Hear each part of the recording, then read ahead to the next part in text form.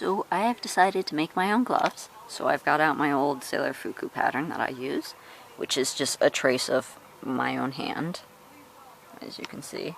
I've used it twice before, so I know it does tend to work. And then these gloves are short, so I don't have to worry about using a large amount of fabric. But they've got a fancy design here, so I'm going to have to mess with that. And of course, Zelda woke up.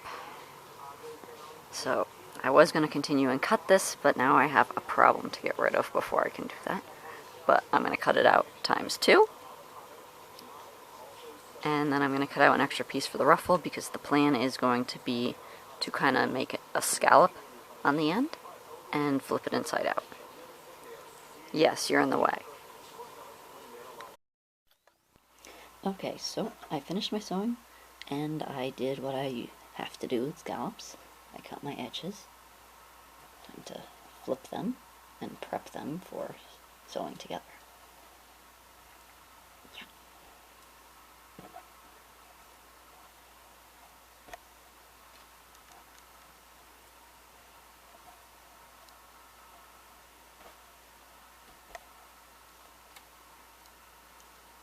So now I have one singular one and one two ways.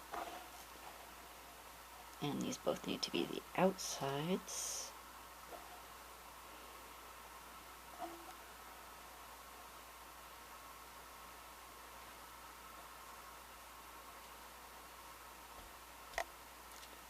So putting them back together and then making them marked up for my hands for when I have to sew.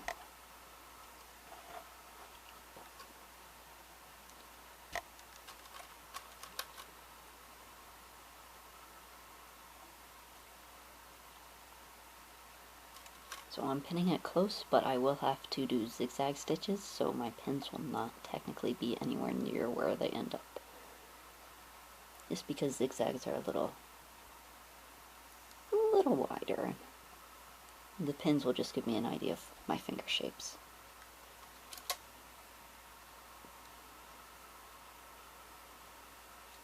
And I will go sew these. And then you try them on and make sure everything is fitting. And sometimes I have to shorten the fingers because my fingers aren't the same on both hands.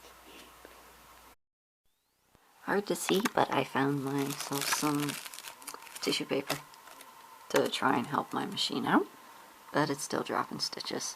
So I might have to redo this, but we're trying that. Okay, I managed to fix one of the machines to get it to work with the zigzag stitch. And now I've got my hands stuffed in here.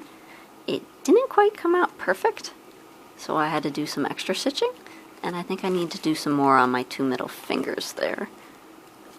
And then I'll be ready to remove all this tissue paper I have here. Okay, so I fixed the other machine, and it's working a lot better than my older machine I've been using. So I've got it set to zigzag, and we're going through tissue paper. And it's behaving better than it has in over a year for me. So I'm just doing my zigzag stitch to get the fingers on here.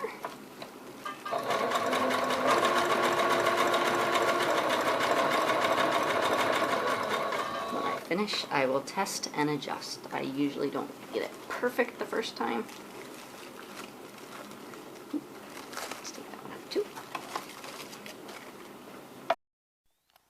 So now that my pretty gloves are done, they're folded, they fit to my hands, they're marked as to which hand goes which, I've moved on to my hearts. So I have two little templates here, one for the pink and one for the darker pink. So I traced my template on, I'm going to cut them out, and then I am going to use Fray Check because that's how I'm going to do this without sewing it, so it looks a lot cleaner.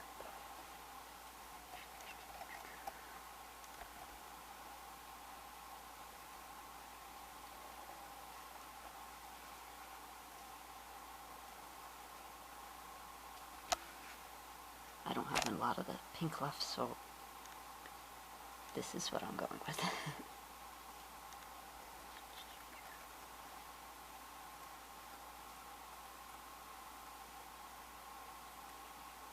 And I'm trying to make this clean of a cut as I can, so I don't have to cut it again after our freight check.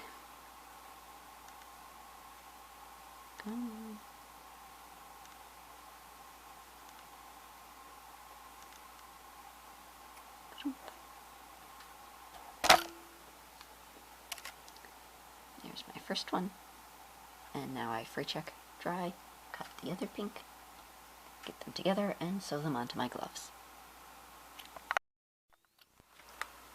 So, heat and bond, step 1. Attach. It didn't actually work to use the freight check on this one, it stained the fabric.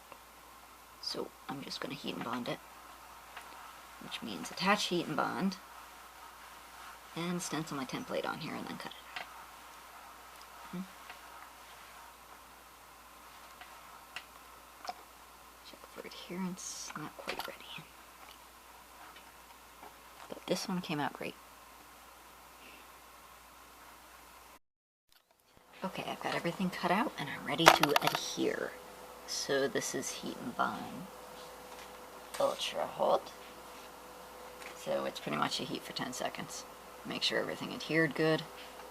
Double check on it. All's good. Do the other one.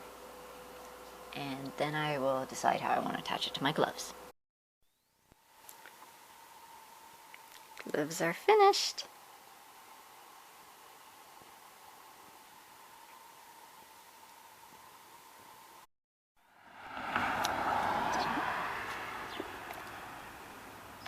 So I fixed the shoes. The hole in the middle there is not nearly as noticeable.